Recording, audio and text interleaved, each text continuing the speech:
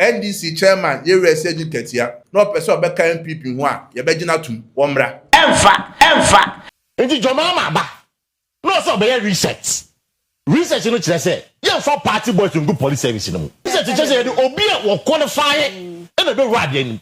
If the president rents an aircraft, he would have to pay for the rental, like President Akufo-Addo was doing. So the president is only saving the public purse. In some way, for you know, Koba, Ebium Emma, Jumadi, so in some degree, and a castle, or my gun, more fantasy. Yadinina, a bread I force a seminal casse.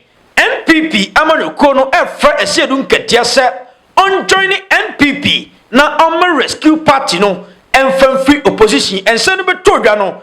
And come over break and a dear quick one. Ya be room na a dimun como and than China. Fellows of Osukwachi at Dinkomo. After says Excellency John Dramani Mahama, Eyusu Ibrahim Mahama private jet, added 2 coin and what you know. NPP for no start here. Sir Wamu Dinkomo and I'm so I'm a fellows of Osukwachi added information be about Tuda when it's so from Biniaboa. Yadini nyina ebre ahefoba quick one commander. Yeah. Yeni kanya botana enkotie samua. Felix Ofosukwachi edi atuda. Okay. As His Excellency John Dramani Mahama etu kwan no. Yeah. As the Ibrahim Mahama private jet ene tu kwan but then NPP for no kasa. NPP for no condemn and I'm so ama His Excellency John Dramani Mahama asuma Felix Ofosukwachi say with immediate effect on no mekasa. Na on church Ghana for nsemu quick one. Yenya mutentem na ne koba yebe chensemu pa. The minority has issues. They believe that why is the president still using his brother's private jet for his official trips? Well, the presidential jet currently has safety issues. The Ghana Air Force itself has made it known to government officially through official communication that given the frequent breakdown of the presidential jets and its unreliability and the problems it poses for operational efficiency, they would much prefer that government acquires a new presidential jet together with other equipment for the Air Force. Now, government heeded our advice and put before Parliament an agreement to procure the third jet. Parliament approved, and the process has begun for the procurement of that jet together with other aircraft. Indeed, only recently the first helicopter in that series of purchases arrived. But in between the time that the agreement was approved and the time that the aircraft will arrive, there's a need for the president to travel. So the president simply thought that rather than spend the taxpayers' money renting aircraft, he has a brother who has an aircraft that he had been using even when he was in opposition. That aircraft is available. And beyond fueling it and other charges, which do not necessitate paying for its rental, it is fit for purpose and it can be used. Indeed, the present aircraft is new and everybody has seen that it belongs to the president's brother. The president's brother is a well-known businessman who started his business long before the president came to power. And therefore, if that aircraft is available and it will not cost the taxpayer tens of thousands of dollars an hour to rent it, the president thinks that it is a prudent thing to use as he waits for the more permanent solution of the new aircraft. So that is really what it is. So Felix, are we paying in any way for it? Are we paying something? First of all, we do not. The president does not rent that aircraft.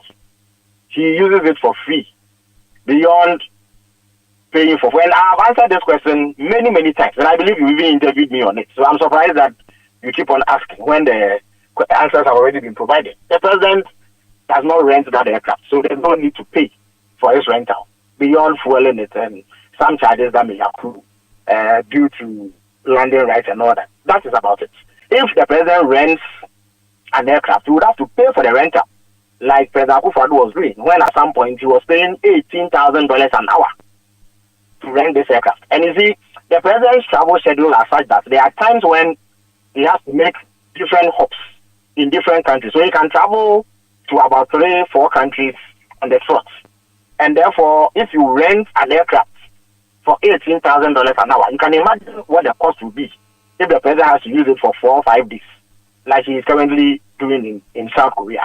So the president is only saving the public purse and avoiding a situation where he has to pay considerable amounts of money to use rented aircraft, if this aircraft is available.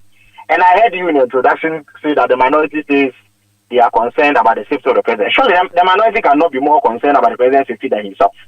This is an aircraft that is fit for purpose. Let me indicate that before the president sits in any aircraft, the communication squadron of the Ghana Air Force would have to certify its safety. Indeed, the presidential jet is actually piloted on many occasions by the commander of the Air Force himself. And if the president happens to use an aircraft other than the presidential aircraft, the communication squadron checks it to make sure that it is fit for purpose and can achieve the operational aim of ferrying the president from one place to the other to fulfill official duties. So that is what it is about, really. Fellas, if we don't pay for it, as you have explained, what about those who say that then who pays for the services of the aircraft then? Is it the state? It belongs to somebody. So he's the one who retains the services of the pilots and others who work on it. So beyond fueling it and paying for landing charges because they will be landing in other countries, we do not pay for it. When the president rents an aircraft, apart from paying for the rent, he also has to pay for the fuel and all the costs associated with maintaining that aircraft for the period that he is using it. So by not doing so, the president is saving the taxpayer money. I don't see how anybody can be concerned that the president is making an arrangement that saves us money, when we are the same people who complained about the former president renting aircraft. Felix, not too long ago, we saw the president use commercial flights in some of his trips abroad. Has he abandoned it now to pursue the use of private jets, or this is a different arrangement? He hasn't abandoned that. That arrangement is not always practical, depending on where you are going. So if the presidential jet is not available, and there's no other means to get to the destination, commercial aircraft will be used. The president has no difficulty using that. But it is on as it is basis. So when the need for a particular travel arises, you look at the availability of aircraft and what means can get you there safely and securely. So it's not that the president has abandoned commercial aircraft. If he has to travel and this particular aircraft is not available, the presidential aircraft is not available, he will go commercial, as he has done on a number of occasions. In fact, there have been occasions where foreign heads of state have graciously given him aircraft to fly, as he did when he went to Dubai for that conference. Felix, do we know when the official craft, the presidential jet proper, after the briefing from the defense minister, is expected to land in this country for the president's official use? Do we have a timeline when we know it is coming back to Ghana? I'm not aware of a specific timeline, but I don't anticipate that it will be too long. Too long as in this year, this month? I'm saying that as and when it is ready, it will come, because it has to be manufactured and the process is ongoing. When it is completed, it will come. Just like the first helicopter came a couple of weeks ago. Felix, thank you very much for your time.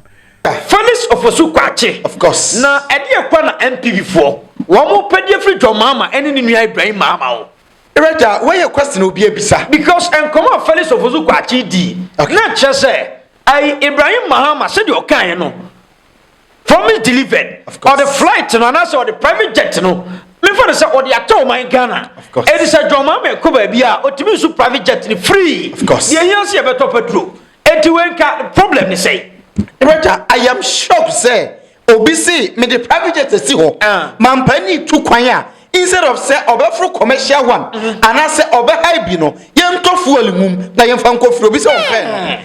ontene ho ase say die ntina ni nua no for private jet ndia ko eni asem no now the argument ya amanfo meki endi na MPP for ne ka edi we nyina ba ne say mampani John Dramani Mahama as it stands eni ho kwan say ofru ni nua ni plane ni tukwa because a private jet enya aban dia ase John Mahama betena konwa isi 1 year nie okay NPP for na priya wo mu hyeda nya scandal bia of course eti omo peso omo forsoa nanka scandal bi pie wo mu nya bi no mu didi sankomo yo ana meboa right a major problem MPP enya nie na oma dwim no mo nim say aban bia ba ube scandal e wa aban nim enti omo hyase say omo pire omo ho apɛ scandal right ama NDC so I very alert say NPP get scandal say yema ye ho kwan a na scandal besi enti NPP atwen there is no scandal enti enei omo apɛ say omo create bibi wa bra bibi ansi ye enu bi na ye hu right mampani ena sabi ni nnua firi ni pem say me a businessman me a Ghana ni mabo brama na simi yie enei instead of say mampani ko ba bia right ba bi ho okọ na ofa commercial flight enye problem but yem say ho say mampani ko fa commercial flight ne nkro fe kan ho omunyina aban ni betua ka right sa cost no adana yem fanto fuel emfa mu private jet ya yen hainim na mampani fanko na yen cut almost stress any bram before no yen cut no na we say no me na mababenya position okay ena commander eyemenua okay commander woka chasaka na betumi akoba bia of course instead of sanka me use aban car anase aban car na bi ni ho mekwa kofa commercial car na matuatua sika no commander sida bi mi kai na so yi madonate dia mo man oman no mo wo dia mo Ibrahim mama kwa fa so dia chega na wo rata sane mo to petrol mum keke na mo fa ntu kwan no so mama dia dia tu kwan a ambi fo so mo nti bi da na no kwa kufuado flight anase private jet on han ye ediwie mu wan na akwa na woni sika no man tua rata na na do high private jet edi kotwa 1 week e wo Europe na auto of France na oko Germany 1 hour bia no na yetua $18,000 rata me nyini da say mampani ne trip ya wokwa ebi ho wokodi na nsa ebi wokodi na mienu no the rata fuel aye beto no e more than $18,000 but na na do de 1 hour na yetua more than $18,000 e na Ghana for bi mo e complain say to bi na do ntimi say taxpayers money fine high private jet enyare wo wiem na ye ntra hama komo ne ye enti etisade a we are against her ade no ene ma okuje to ablakwa e de ho evidence nyina ba ya o kaso su bi se mampani John Dramani Mahama we ni election no na oba no so the private jet ene nama ono oba resign the matter two different issues na do high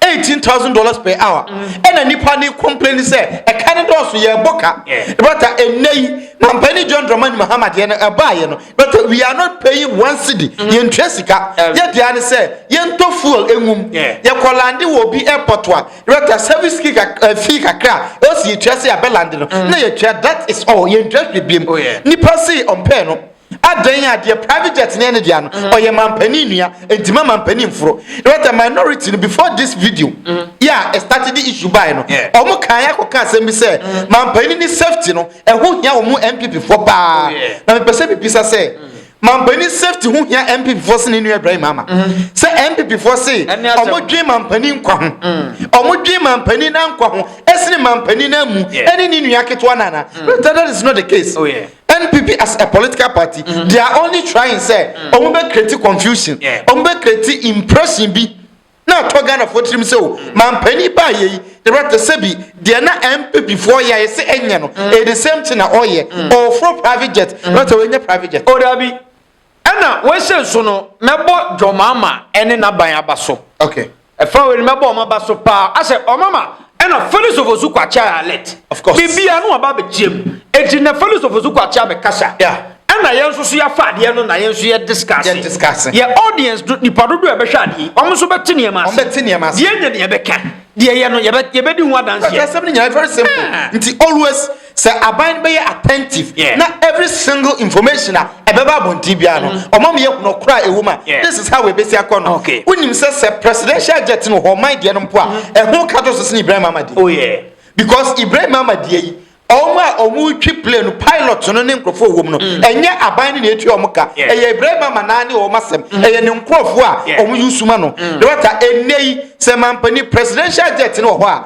crew na edi plane ne beko no omu nyina ye Ghana ne befa wo hoka ansa ne yatofu no ne kolande ya se tuaka de wata what is the difference me say tan hunu na NPP for no every time John Mahama ni nua Ibrahim Mahama of course said the onyame asie hyira sa abusua no enti tan hunu kwanti wo mo be ye nkosi aga na de wata woni bi em church ase no kre before say me free ha kono say eye tan hunu a eyo mo problem na ebebo omu konkomo so but at this moment when him say na do press private jet ahodo a high no with information say okuja to the buy na ye valid information okeka private jet ahodo a o cheta ni nyina cost bom no na ye betim dey to a new presidential jet enti aden na NPP as at that time na o ma dwentre o mo say ye nkasika ne mom Yemfanto private jet mo man no but o ma dwe na nkosa o mampani kwa on high na mampani high na wakotwia na eka no adoso na ye bako abra ye toya enei keda so ho eni asem the matter very simple o time hunu kwa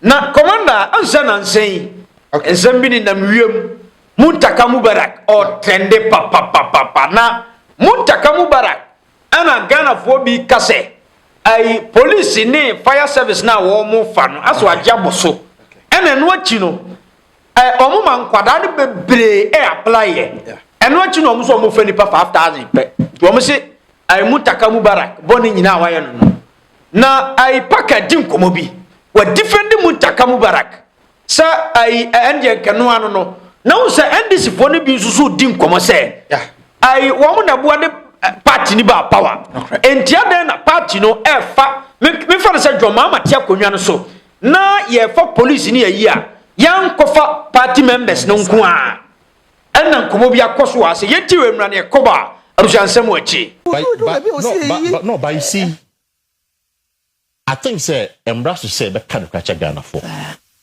and for me nya Muntaka Mubarak no me support na 100% wholehearted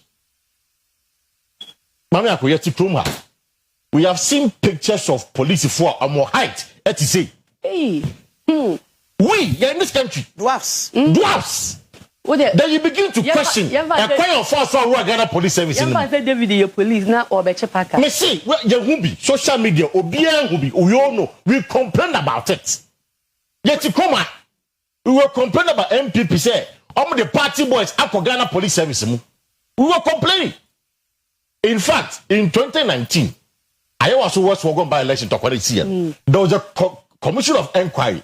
The commission for the car said, per their investigation, party boys were in the Ghana police service. Investigation.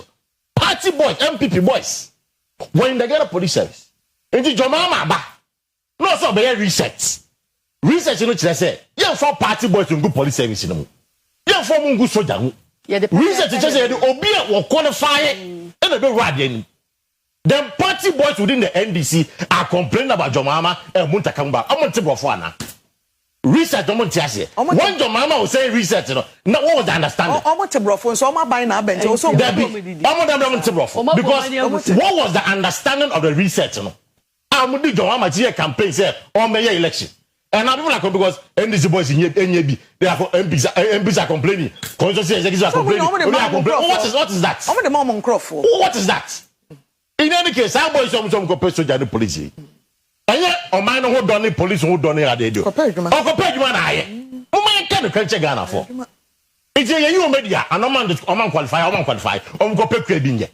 There are arable lands in this country. Farming. If you think that you are not qualified for the Ghana police, the military, the fire service, go and do farming. For a betting can think no. Kodo na ye tua obenye ska wom. No mun just so papa ne these are because it's not fair to the man. I'm very angry about this matter. No, very angry because Ghana you Ghana for ye kase o ye pese Ghana ye Ghana di ye but in our heart of hearts ye Ghana ye. Ye do obi abenya. No obi abenya. So people are complaining. NDC for say no and senior party members. Kasa. And I'm asking myself even in their manifesto, go and check NDC manifesto. I'm going to show them research and that security service people who qualify are the ones who enter the security service. I'm not manifesto nana. They didn't see it. Into be a idea and you know can I was what by you can also be. Yeah, reset. If you are doing a minus say yeah reset there. This is how to do a proper reset. And I support Muntaka. You media you disqualify one. You disqualify you. They should go and sit somewhere and come later. Okay, Commander. Yeah, the Roger. And some hopper. And come up packet D. One in the yard. The Roger 100%, sir. Say be 100% cheer. And when you're in the yard. Oh, Nassan and this full soldiers. And man, almost in a conk with any party in about power. Yenye, you almost a party in about power. But almost campaign, not almost the same.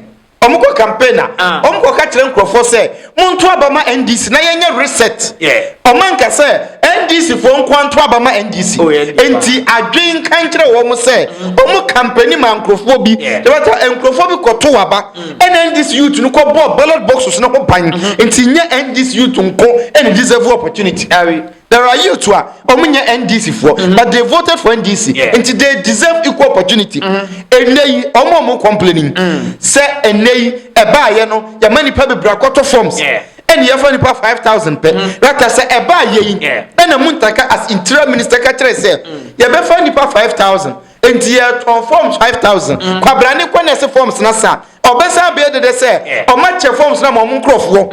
And o ma be twantro say forms na asa o mo boa. O minim nkrofo de mo. That will be the issue. And say wanye ne sa na wa biam say, you fighting for survivor. Obia ye Ghana ni we all contributed. The right to say ni pana nto abama NDC mpoa o tax enei ye mfa NDC for sika ncheche wo man. I agree say omo wo niema bia party no enhu omo mobo but to the extent say you because security issues yenye ne party affiliation there enya adwuma the right o man bia one of the most dangerous things ne say when security issues no o the politics any party affiliation o man o da danger. Oh yes, I NPP the same mistakes. Now NPP for no problem complain. I mean, I am shocked. NPP time. How many times I was here now to say, yeah, for soldier for you, for police for you, ton I. Now to mama, but no see me at the enemy. Near ton NPP time. Yeah, we see a funny pa 5,000. Daddy, it is your mama, but no funny pa 5,000. Hallelujah. That I am shocked. So complain. Sao no so NPP for complain or more kekano. So munyaka me mean NPP for say on average. Say every year be NPP buy. What is so muka? So other na your mama ever 5,000 pay. The better me say. Your mama pa offer ni 100 pay. Obi ani ni asem kan. Problem ni nyina because NPP buy no. They decided to say omumfa. Yeah. Or ada meba. Ada ye better so ma fa no. No mo de omo nkrofo akwa mo sentade dada. Da be no meka kire Ghana for say ye be fa nipa. Afeni mato ase. Uko internet so a unhu say omo de news na beto ho say ye be ye recruitment e wo Ghana police service military unhu bi. Obeti ani say obi to man temo busumi sia unhu ne da. Wo bu ani say wa ba fie na o she police uniform say oh me call police training no. O say da be ne ton police forms on te kwasem. Enti say NDC aba na in their first year Oma decided say yen recruiting for 5,000 of which me am tell you who say abana ya de papa 5,000 is not easy. Oh yeah. You can say adwuma ni ho but it doesn't mean say you to ni nyina nko security adwuma. The one crowd bi ha no kore nya me anim nie say bi omo ntimi nya say adwuma no. Oye fit ne ho ye dene but adwene a dane tirimo no enya adwene de security service adwuma. Ya nkasa me nua bi ho oye strong pa o. All quarter forms in your nose. Okay. Was in now umpe protocol my year. Nam se me dia MP before minimobia. And this for obi or to say ye can some na say ye propaganda. Ye NDC for. Of course. Me dia NDC ni bia do abi minim no. Obi anu ami kwa ka tense mpato mi nua nie. So the scam se quarter forms no.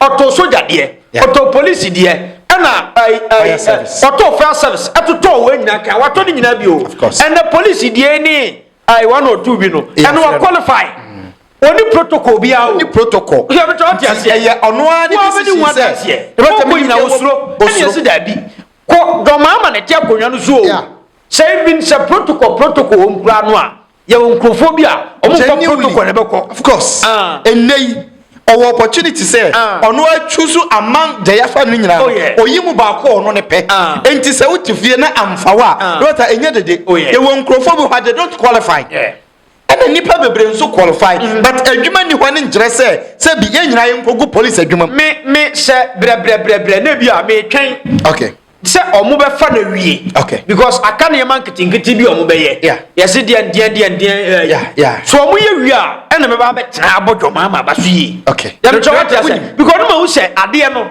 se ye onkofo bi wo ha enye protocol no omo de ko I keep on saying this say the better say you see a better reset now the better man pen na dwene woni tiri no ye fa bintu etirim but ye ya dwen say ye ja dwenfo fo betu etirim the better man pen na ka kire yen say enema na ekoso previous administrations na enya papa ye nyina yin kamom ne yensesa no wo ye NDC youth wo jetum se fe yensesa no the better wo jetum se fe yensesa na wo ye campaign e ka kire say ye nto abama NDC na yensesa ye mentality ni bibia no aye nyina jitum no ye to abama NDC wie ya wo youth na ba be ka kire say aban no ntwa ni nko de party full soldiers ransa na wonya Ghana for kan sinche the better ye na obedi en agro e ya danko dada adu ne ye ya no the better this issues are yemfan share yetirim say ye change sin no yes say bibia organ ha enei who qualifies na echo enye part of relation anti by 2024 yekoto aba amanfo mnante ne maba na bi die ndisi achi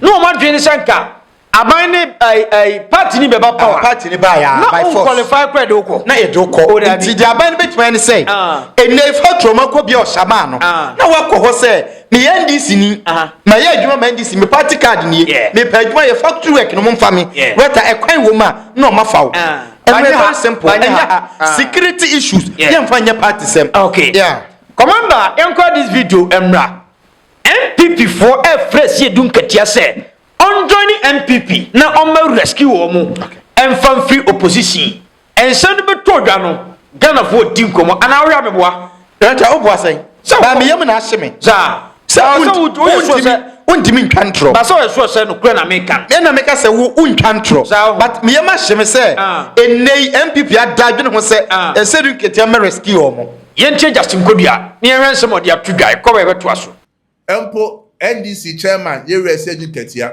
wo hwa memu se de ekoso a Mahama odi Ghana fo hwamo na police recruitment ho nsem bebre kokofo omakatwa yate so Ghana ho ahokyere a yekom fango bo koso ni nyina no ohun saban na adada ho party no na opese obeka NPP ho a ye begina tum wo mra na mom na so oba ya na no wawie party no wo mra na hihye wo ho nti obi obeba bia no ye be de friend verification nye ho sampa ni pakro no wo ka ye ho a o wadwen pa se oba be ye adwuma na aboa party no a ye tu se bia ye ne no ene ebekọ nti eno no eso call polling station na polling station fo nyina ye ma wakọ aba ne ma unso sampa afede wo hunhyen no na so hun kanea no nti aba be ka ye ho na se bi ucho odi online na no wawie commander Reta Justin Frimpo Kodua we die asma me ke me bua Reta no so Aseidu Nketiah kwa person obe join NPP a won be die Aseidu Nketiah unim na da na Aseidu Nketiah nko adi na mo bo se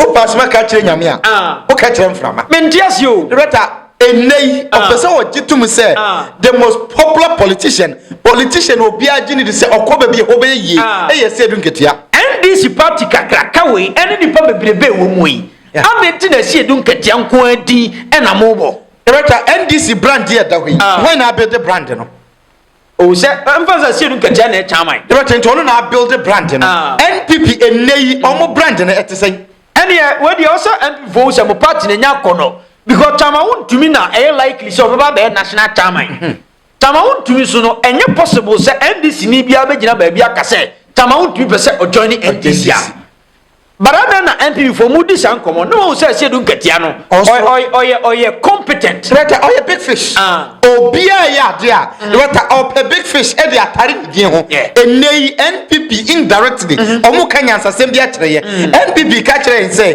Aseidu Nketiah oye big fish oye attractive oba party ma party ni ebeye yie enti say Aseidu Nketiah mpo betima ba NPP a omra ho Reta de meka ni say enye possible ka ye possible omumfa ni CEO na na say enye possible say NPP from penny e from for no so omba penny a ka party ni panin fom for Aseidu Nketiah say oye NPP CEO into o my employee no oye adwuma pon NDC a no ko tena NPP office no wa kire omo de omo nye no ko ni fie advertiser e ba sa de obi oki de wata wonim NPP problem bi problem a MPP wo nyina ne se the better omo lack leadership qualities better enei adwoma kokko gina ba bia omo twa mo ho ba bia entwa enti se wa hwa omo ade omo ye registration no the better people are not patronizing omo nkasa hu se obi kwa police station ko register omo mpeko because party no why time what is the assurance mpo se party ami ko dwan ebeye ni enu nti na omo tena ase after so almost started registration who say enkono and no me say okay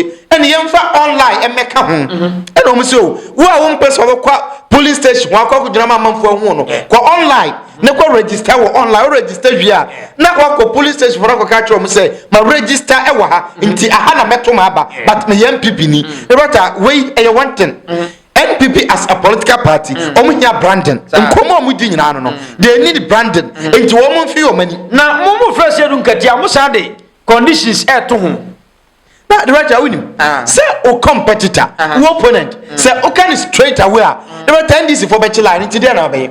Obey ni so oba nya se oba ya wawie no no. O man for beka so say Aseidu Nketiah ba MPP dia obey o flag bearer na obetu ba omia ana obey national chairman. The right nti do men so oba nya se oba ya no wawie oba mra wo ho. The right dey no one camera no. Say go wait maka say oba ya nya se obekita position but o say oba nya se oba ya no meaning say they believe say they need competent people but a part of politics and they yenyama omo twefo omo bode but ebia ebeyeye Aseidu Nketiah join NPP there and say abiga quick atenase and the mama mara kwa me na boko de sinama nyamnya do me ho den papa I want a quick one young run semnim and say fellows of ozu kwa chedin komo afa Mahama private jet Ibrahim Mahama private jet a o yusu no ho and what chinu komo bebre ne fresh chamber after recruitment aban ne ya akofa nsem bebre ababadan ai just nkodua din komo se Aseidu Nketiah wo munya Aseidu Nketiah wa MPP wo prometment to ni MPP amanyaku no quick one emfa free o sinama mama nche ahwefo a obachia na emo ma just nkodua no ho asere o sese na Aseidu big face obapade wa MPP mu wo si just nkodua dey no ho asere for the big face te say Aseidu Nketiah obapade wa MPP mu o da bi se o si Aseidu Nketiah pa ntu onka se onjo Dario na anti oba MPP mumu sisi no nyansani be ne wombiem e na me che se o se se Aseidu Nketiah pa onka sa chenchena cha onjo ni Dario ti omo hu se omo kofa Aseidu a ebetima ma MPP anyanka bom anti ontimi nkan kire se omo hia Aseidu ene omo mblade afama omo lo 1 year why just ngodi na MPP for no omo mblade NDC for fa Aseidu Nketiah ma omo lo 1 year za miska no krom ko basi MPP na ready NDC sida aya akono enti ontimi nkan kire Aseidu Nketiah se wa papa wadaru ma mepese wo ba na ba ma MPP nyanka bom MPP enyansa kwani na Afrika omo nwura nko a enti sa ontimi nka osuro se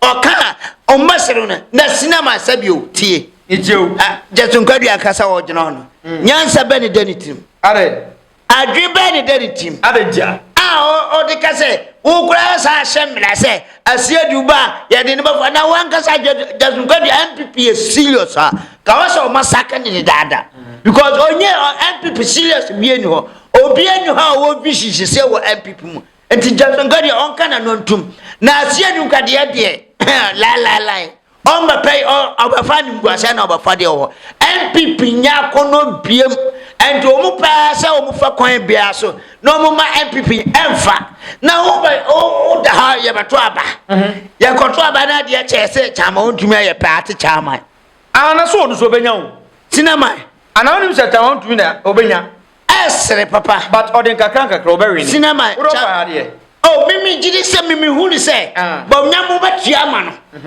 mpenfo brother champo mo nyina de sika bawuram oye chama ontumi na wo sika no omo di bawuram na mo omo wi a MPP no chama ontumi ko gina platform so hwe de we Aseidu Nketiah kasa o gina platform o ma hu se adwene ne yɛ adwuma kwasem adwene ne yɛ adwuma nipadua mra emre nti chama utimi yato abawie na chama utimi na sta chama na de ne kofeza Aseidu Nketiah amuwa ade NPP na nkasa sisia no awoso mu condemn no kura awoso now ya die sisia sinama yan ka no kura NPP se yeti NPP bai NPP aye West Paye sa NPP we but almost NDC for so misbehaving ti 2028 Ghana for beto abeti NDC awa he so almost the ekoso yi da bi ade na ekoso so almost electricity your mama tum we recruitment amu ye akofa se akwesi na sinama mamusa o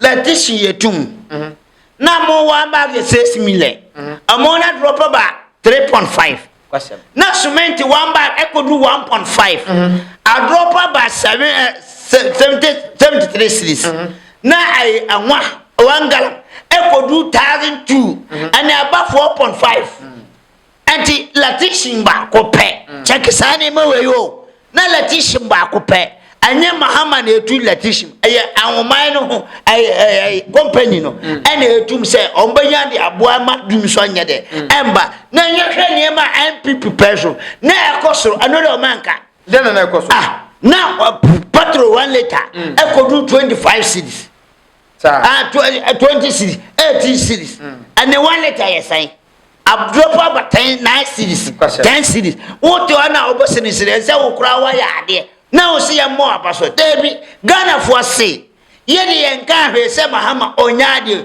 yesi Mahama nkoso ane yene adwuma na ya ne to abama president Mahama say ombedi o manso the 4 years ni so yes president Mahama anyade ya de be ka se onzifum anya mumu NPP for na be kire ye say yenganye president Mahama anyade 2020 na 2028 nyanse ni bay ene NPP de neba nyanse ni bay ene omode ne ba say na nya ba omia na ebe why Baumia na sinama ti kanu krai do obi a yase oye crash ni pa oko onya platform ko gina ho mesi toilet onya platform ko gina Ghana card one aye owo mfa so che interchange mako 1,000 sani poi na toilet kanene ni enim sa asambru ma ya adwumo anya vice president adwumo eso Baumia ti me share toilet nyina na ni poi obeye o man no ode ade no obetumai ude yanka pe na nadu yesi na nadu abon yesi ba unya nim onim de ne de na nadu ne ba unya kompe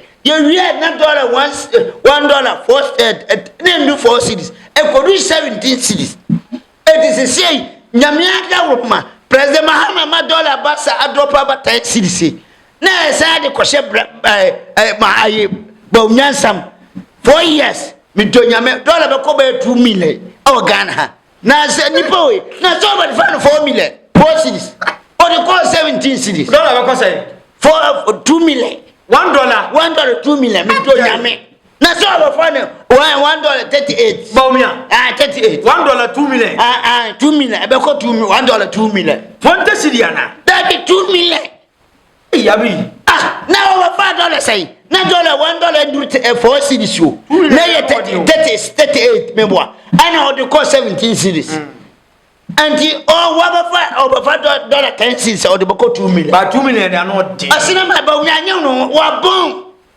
on ti min control he I just samila ba unya na baka say ba unya ye say we are man sika de omunim ye say obet ba bubu dai and the ba unya nkasa oni aim and 2028 or the number first and Ghana for yenye ni frafo said you see a control about obi a say Dr. Baunya no bayede obayede wo my way so o ade ade pa na Baunya betima da ma o my ontiminka se butaye hwe dia president Mahama ama o my ni ma e cost I say NPP ne tiso cause say Russia Ukraine and Israel plus you can say Iran US ni papa says in ekon me do ya me ka America ka never e cost o my we no ka wa about o ko to petrol about 1 million 1 liter 1 million about 1 liter 1 million aso ne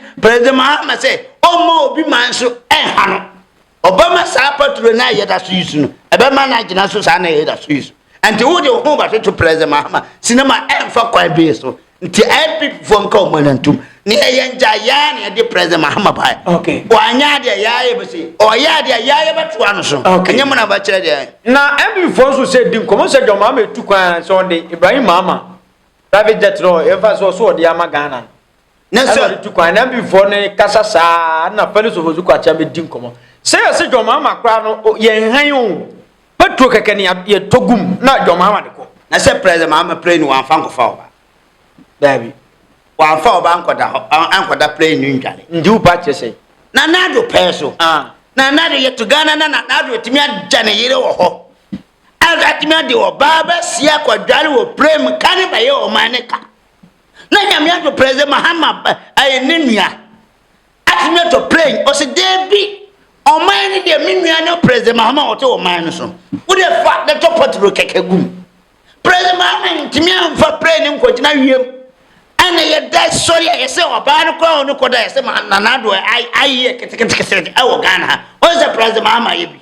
At the end before no one come on, and you have a cat. More high play. Yakaya one fee. Where you are, Mr. President Mamu on your time is too. Ibrahim Mahama, I say, who pray by a tet to my. You're very sure my obedient in country. Now, you put me high play.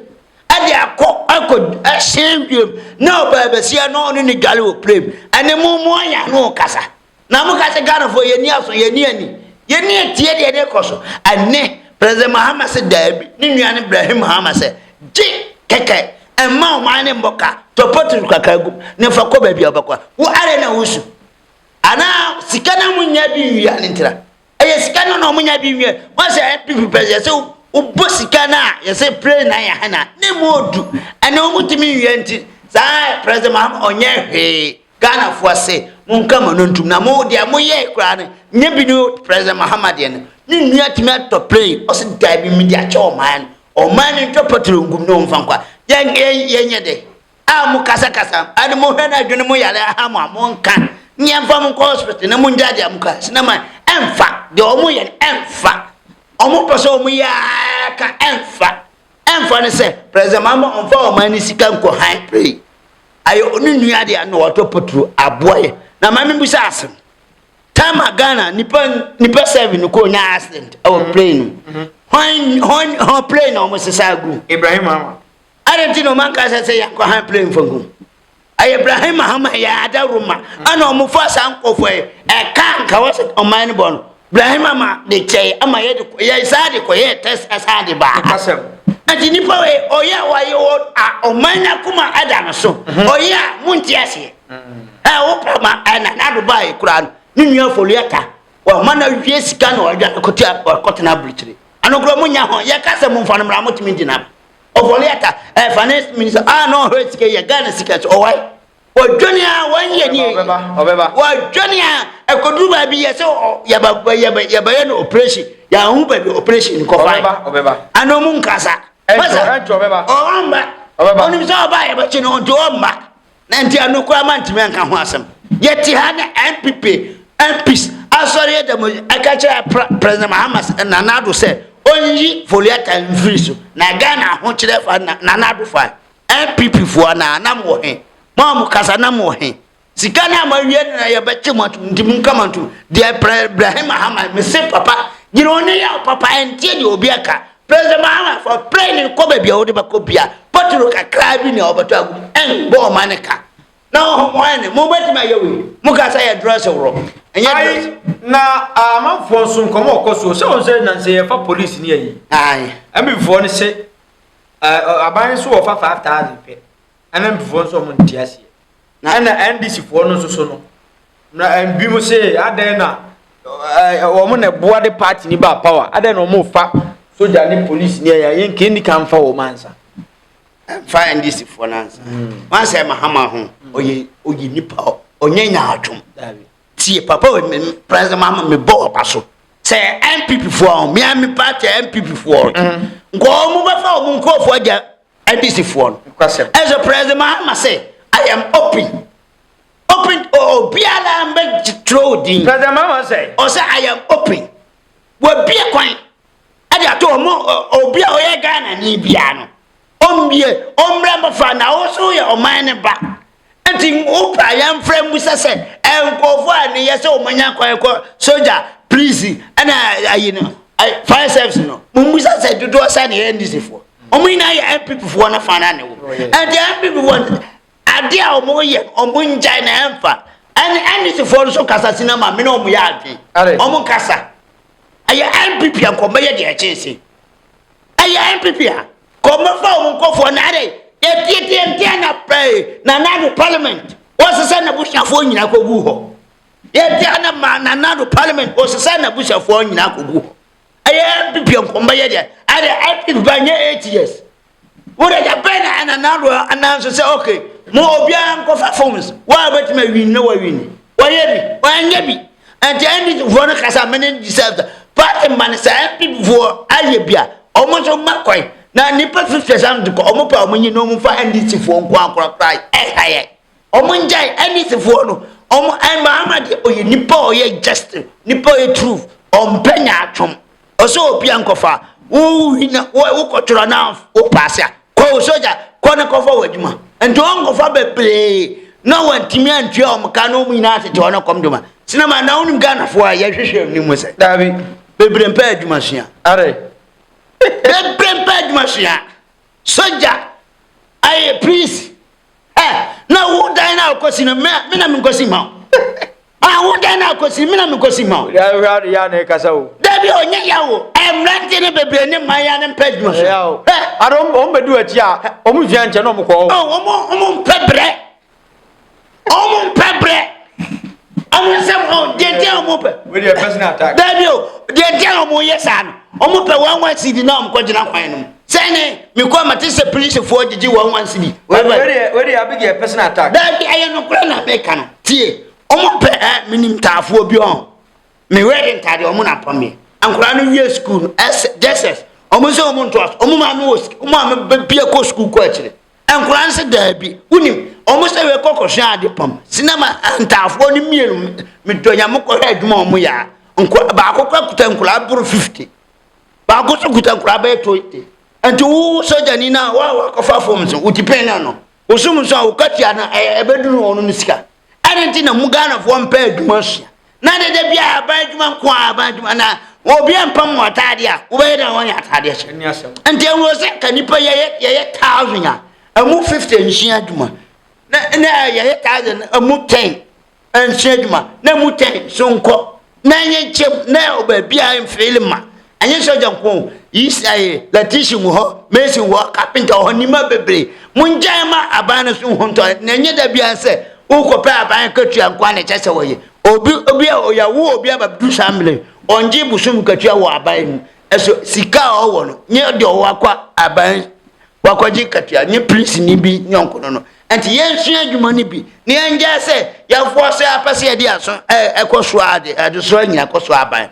I saw a band subabre. In a insertion, near Cognac a crank a crabby, near one war, my no minus Sunyade, a dumpon. Nianja say, there be a priest for soldier, me present soldier. Who you soldier now a year?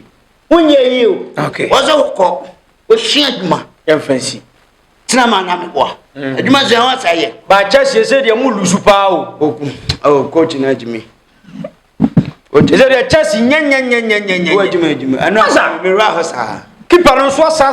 Now, where keeper? Massa Chelsea Timney. Now, or Chimbola one. Mrs. Chelsea Timno, and yet, Chelsea Timnino, and yet, coaching the sharp bone. Not ye. I quote the Omo Pamnon. Wow. Timura back on my Pamnon. Only Yanset, my Enzo Maresca. Dana Roman Abramovich. Timura Nankasa. A robber, your friend, Saka Abramovich, no. Kawanya Kensi. Nay, a mancophobia. Mr. Cardician, about the Champions League. A mancophobia.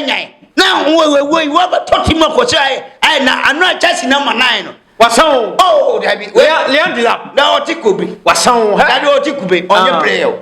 Or Tikubi. Or your mamma Tikubi. Papa Fonso was sound. Oh, now, Moda Mafrimo. Ombe film. Muni you kasa ko one. Me kwa na me say on pass abasha on basis. We say Real Madrid now. I'm not surprised. Big. Obi aye ngofo ne yanem kwa aye omo yanem aye omo say 45 minutes. No wa shetri na we obaje me say ura baje. Chelsea asa basa de no on the 12 years ni. On more bravo Tambia League me. 12 years in you. Omo bravia. 12 years in you. Chelsea aji 2. 2015. 12 years in you. Chelsea aji 2. Osaji club world cup. 12 years aji 1. Church correct. Onasi aji 21. 2015 Chelsea aji 2. Champion 2 ni na. Aji 2 ba o kan 12 years ni aji 2. 12 years, you need to yadi one. Okay, yadi one. Overall, yadi two. Yadi two. Nasa ni kobo overall so akabasa answa jibi. Dabi. Check. Go di check your data. Basa kwa de omaji kwa bebru 3. Na basa kwa bebru 4. Omaji de cap no. Dabi me ka be 15 years here ban. Omombo brabia odian. Se papa bia minim oyawe say. Omombo brazo omuna kasa. Nanse ya Chelsea ya ne akoji club cup. Ana omutwa omanim ana ine yanka ho. Ana ne yanka ho ti na omutimi share. Hon ho agie. Ana ye share omu ofie. Ana ye bo omu training. Command almost time na so. Command say mo hunte. No say boy basa di. Yes was the time na so. Dabi o e basa ni. Edu no ka time na so. Kinu. O de emphasize e bia na ade na ibedum. Why? You are at. Abushwe de mosi ye kwa besa ba bia akra mo nyina.